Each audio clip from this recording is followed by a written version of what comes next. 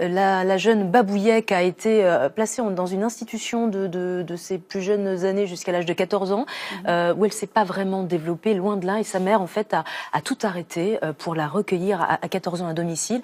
Elle a stoppé sa vie, elle s'est intéressée à elle, elles se sont reconnectées. Ce soir, dans l'heure bleue, nous recevons la réalisatrice Julie Bertuccelli et le metteur en scène de théâtre Pierre Meunier. Et nous allons parler d'un nouveau génie, Babouillec. Nous sommes ensemble, posés lettre à lettre sur la table, algorithme. Comme un Scrabble sur la couverture du livre, algorithme éponyme, comme ce qui est la solution de lui-même en lui-même. Algorithme éponyme et autres textes de Babouillec.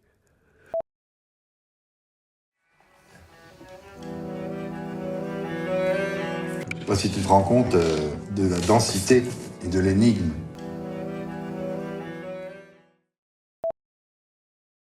Qui est cette Babouillec, Hélène Nicolas? Pourquoi Julie Bertuccelli, réalisant un film sur elle, dans la préparation d'un spectacle mis en scène par Pierre Meunier, a choisi ce titre déboussolant, Dernière nouvelle du cosmos, posée lettre à lettre sur l'affiche? Alors pourquoi les petites lettres? Justement pour une raison essentielle, c'est qu'on cherchait un moyen de traduire cette connaissance parce qu'Hélène ne peut pas parler. Et au-delà de ne pas pouvoir parler, sa main n'a pas suffisamment dextérité pour écrire. Et il faut du temps, il faut une implication. C'est sûr que sa mère, étant quotidiennement avec elle et avec tout l'amour qu'elle a développé, a réussi ce contact. Mais je suis sûre qu'il y en a plein d'autres, des génies pareils. Du temps et de la tolérance. Donc, eh bien, en fait, comme Hélène a écrit un texte de 7 pages pour cette intervention et qu'elle ne peut pas les lire, donc je prends la parole à sa place. Je ne parle pas, et cela rend les échanges d'une nature différente. Il faut prendre son temps et accepter qu'une personne très déficitaire ait des choses à dire. En clair, éviter la discrimination des humains. Elle nous bouleverse parce qu'en plus, elle a un vocabulaire extraordinaire. Elle ne fait pas une faute d'orthographe. C'est ça. Elle a une culture éblouissante. Extraordinaire, oui. Vous avez parlé de spiritualité. Ouais. Et c'est un sujet qui inspire régulièrement Babouillec, qui est une de nos rédactrices, qui a une façon singulière de s'exprimer puisqu'elle ne parle pas, mais elle communique à l'aide d'un alphabet de carton.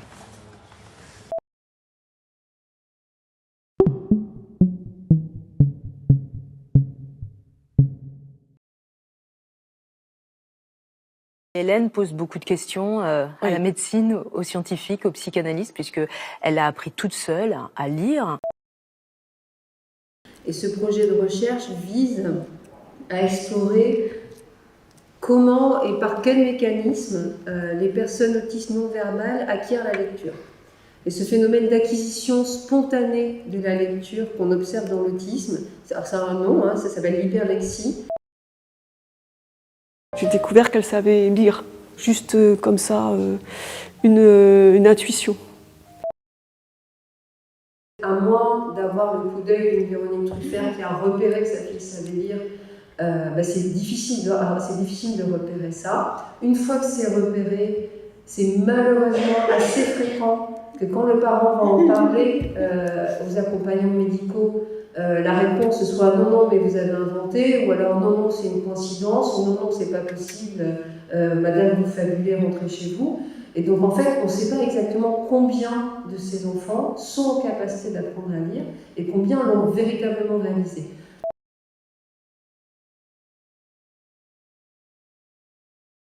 Visionnaire, sa poésie télépathe nous parle de son monde et d'une autre.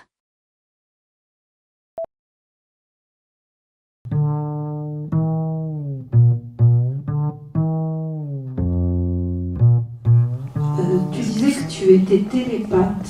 Est-ce que tu pourrais nous expliquer avec qui tu peux communiquer et comment? La projection du film Dernière nouvelle du cosmos introduira la rencontre avec des personnes disposant de solutions adaptées, comme la communication facilitée. La présence d'Hélène Truffert et de Véronique, sa mère, qui plus est facilitatrice, permettra d'engager une discussion sur les conditions et pratiques des alternatives au langage verbal.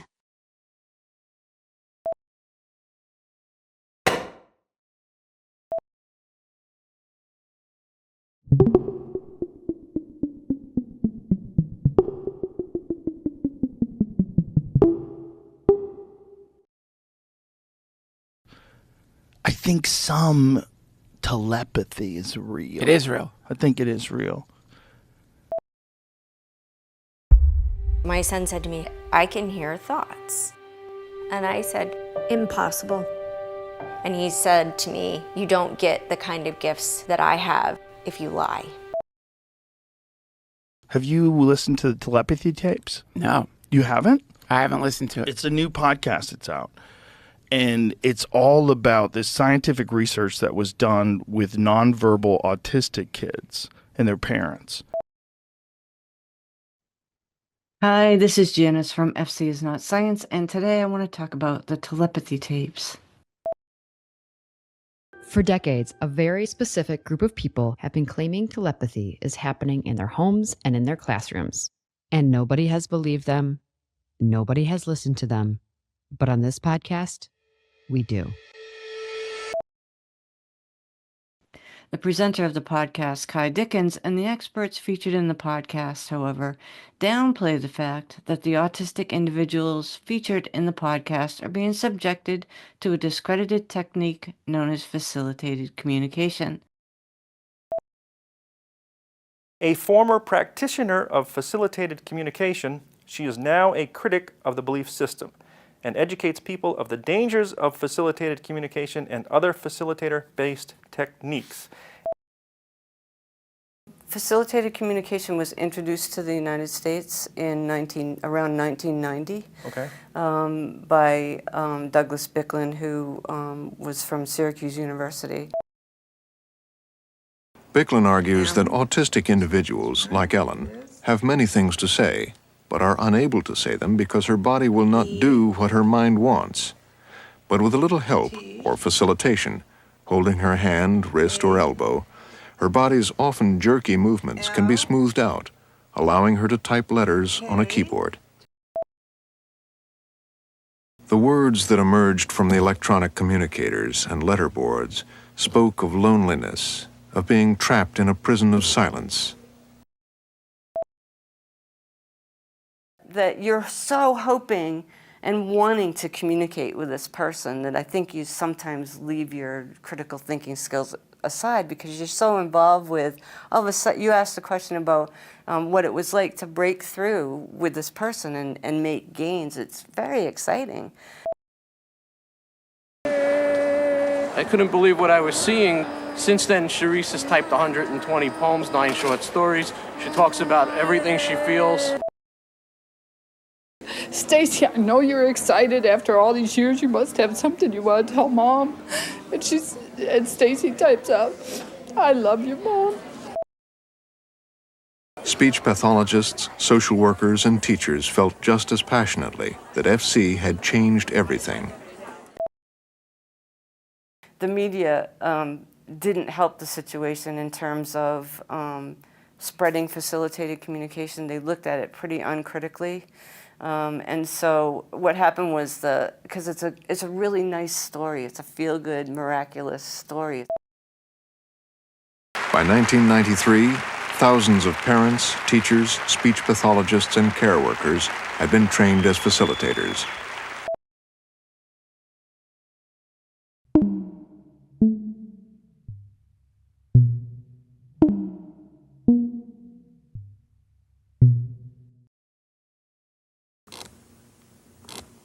Autistic children of 5 and 6 produced perfectly spelled sentences. Where had they learned to read and write? Dr. Beals has a PhD in linguistics. She specializes in language and literacy acquisition in autism, language technologies for autistic individuals, educational challenges for students with autism, evidence-based instruction, and the problems with facilitated communication as an intervention in autism.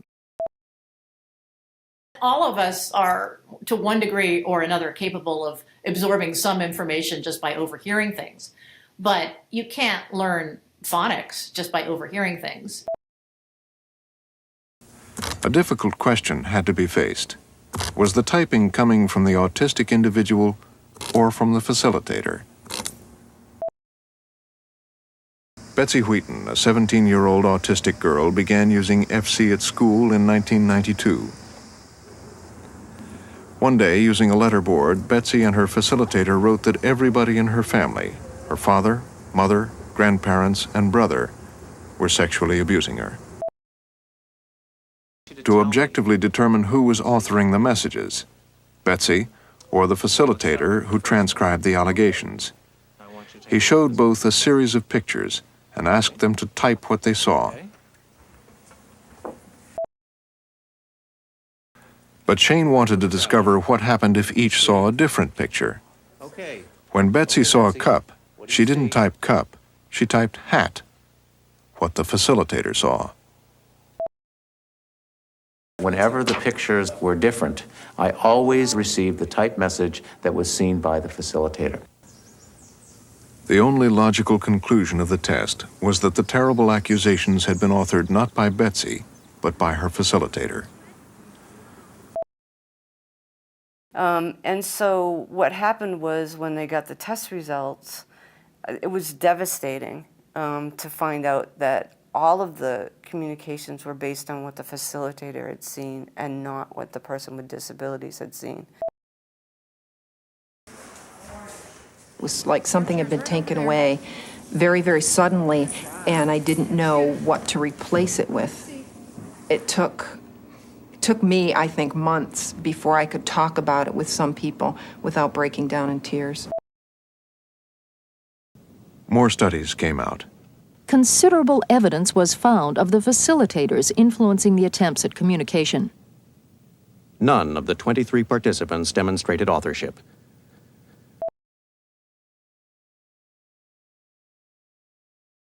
Controlled studies. Evidence of independent communication, 0 out of 11. 0 out of 6. 0 out of 32. 0 out of 12. 0 out of 14. 0 out of 22.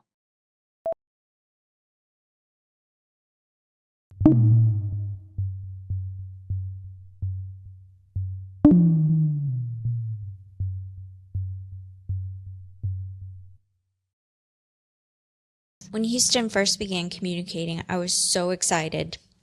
And so I was thrilled when I finally got his teacher on the phone, and she shocked me by saying, "Oh, that's been discredited." Basically what happened was the science community kind of looked at that. Well, we've tested it, we've debunked it, they moved on. But the people who really believed facilitated communication continued to use it and support it. Spelling is the only method that has given hope to non-speakers and shown the world our beautiful minds. But so many people don't want to believe that the words are our own.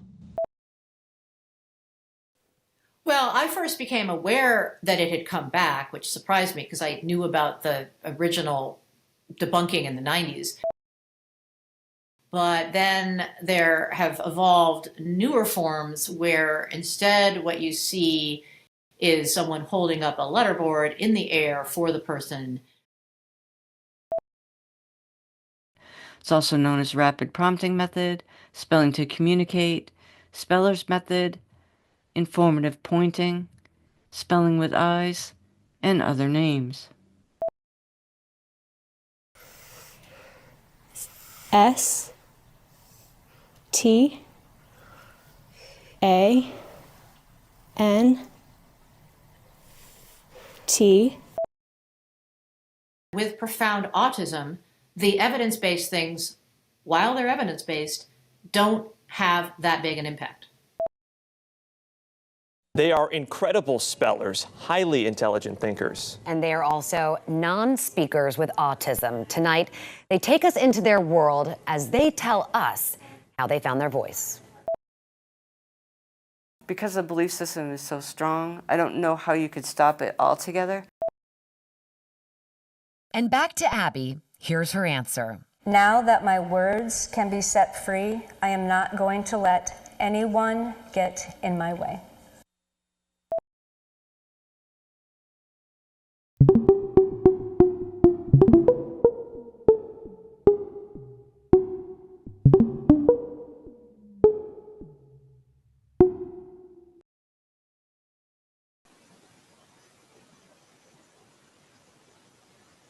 I est concret pour l'instant. G. Je vais t'aider après. M-O-N-D.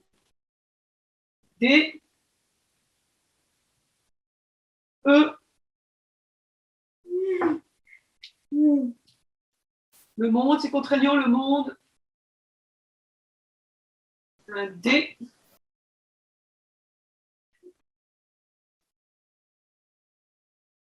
Un S, le monde D.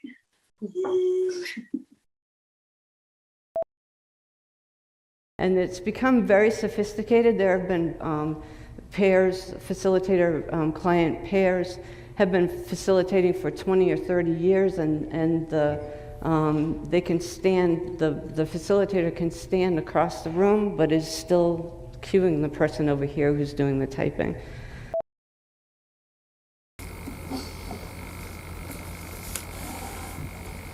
Un F, pardon.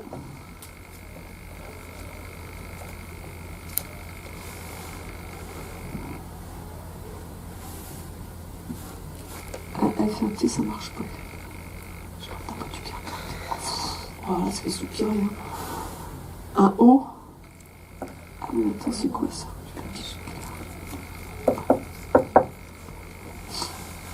Un L.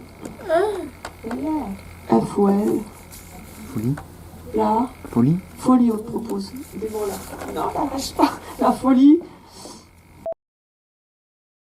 Cues can become so subtle that most people can't see them. There are plenty of times when I can't see them. But the question is always, well, what would happen if the parent left the room? Un R.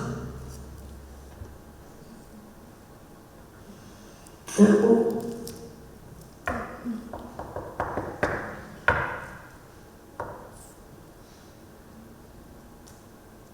C'est un O. Y. Croyance. De croyance du masque. C'est une C. Merci, c'est croyance. Voilà, nous sommes plein de croyances. Ok. On essaie de reconnaître la faiblesse de ce monde plein de croyances.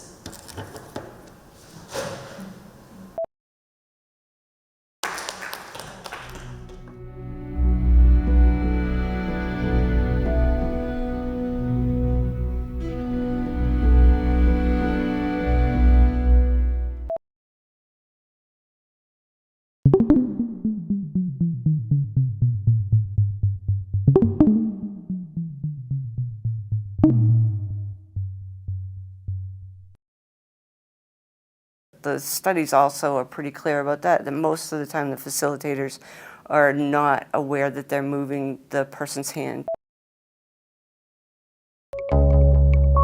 Troisième épisode, l'effet idéomoteur, ou comment votre cerveau en mettrait sa main au feu.